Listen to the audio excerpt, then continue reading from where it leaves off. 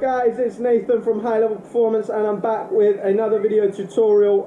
This is another exercise that I like to use in the HLP Movement Assessment, and in this exercise what we're going to be looking at is our hip range of motion, okay, so our hip range of or mobility at the hip. So for this one we're focusing more on our ability to open the hips up, alright, so predominantly looking at our abduction and external, well, not so much external rotation, but more the abduction at the hip.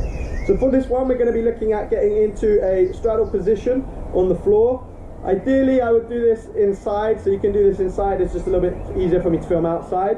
And what we're going to measure is keeping, so once I'm down into my straddle position, okay, I want to ease into it, and then, so keeping there should be no raised up knees, so knees trying to get down to the floor. So if you're trying to go too wide, then it might be a hamstring issue as well as into the abductors, because if your knees are up, usually that's a hamstring tightness, but even so, you're going to come in closer.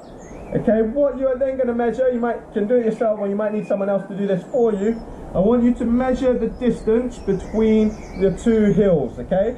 So you can either do this on the wall or you don't really need the wall, but you're going to measure that distance between the two of them, okay? So get someone to help you out if necessary, and then we're going to look at, take that tape measure one side to the other, and we want to see how big is that gap between the two. On here, obviously not many people are going to go into a full splits or straddle splits, but we want to try and work up to, obviously it's going to be different for everyone as well because of your leg length, etc. But generally as well, take a picture of your body position. Okay, I would say that my body position on here, particularly for guys, the guys are going to find this probably a lot harder than most females. I would say this is average to good, okay, probably good for a lot of guys.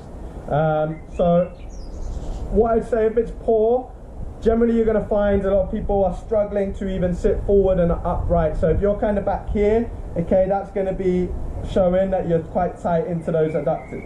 If you can sit forwards and walk the hands forward, then that's a fairly good sign that you've got a decent amount of range there, okay? So give that one a go, measure the range between the 2 feet, and also take a picture so you can get an idea where you're at, so that then further down the line we can check and monitor progress.